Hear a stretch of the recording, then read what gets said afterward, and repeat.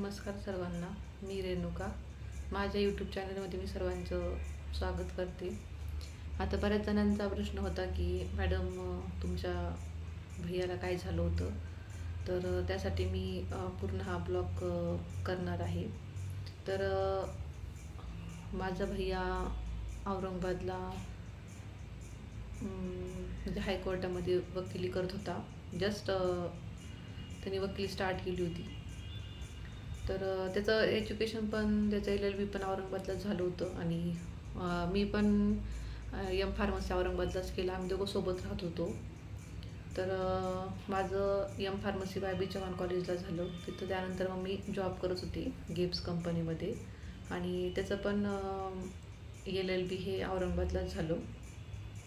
त्यानंतर तो पण हायकोर्टामध्ये वकिली करत होता. पण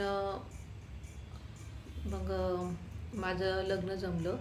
तर त्यावेळेस म्हणजे लग्नाला फक्त 1 मंथच बाकी होता. तेव्हा तो माझ्या लग्नाच्या तयारीसाठी घरी येत होता.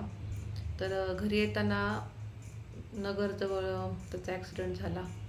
तर तिथे म्हणजे आम्हाला चान्सच नाही भेटला की त्याला हॉस्पिटलला घेऊन जाऊ.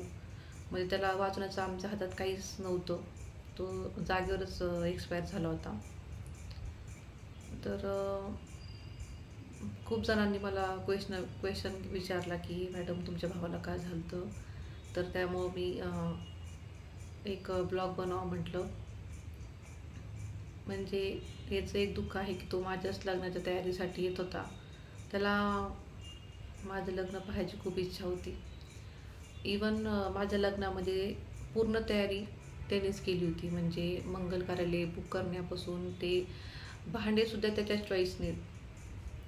ताट म्हणा, वाटी म्हणा, चमचा म्हणा, फ्रीज म्हणा, TV म्हणा, सर्व त्याच्या चॉईसचं आहे.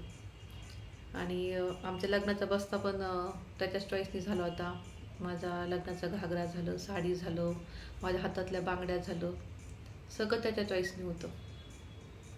पण शेवटी तोच माझं लग्न पाहू नाही शकला. ह्या गोष्टीचं वाईट मला लाईफ टाईम राहील की माझ्या भावाने माझं लग्न नाही पाहू शकला. आता काय करणार आहे आपण. काही सगळ्याच गोष्टी आपल्या हातामध्ये नसतात.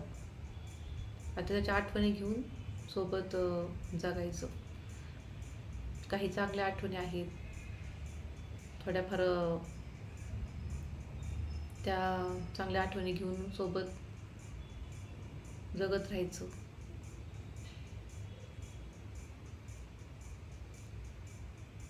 आजचा ब्लॉग इथं संपवते.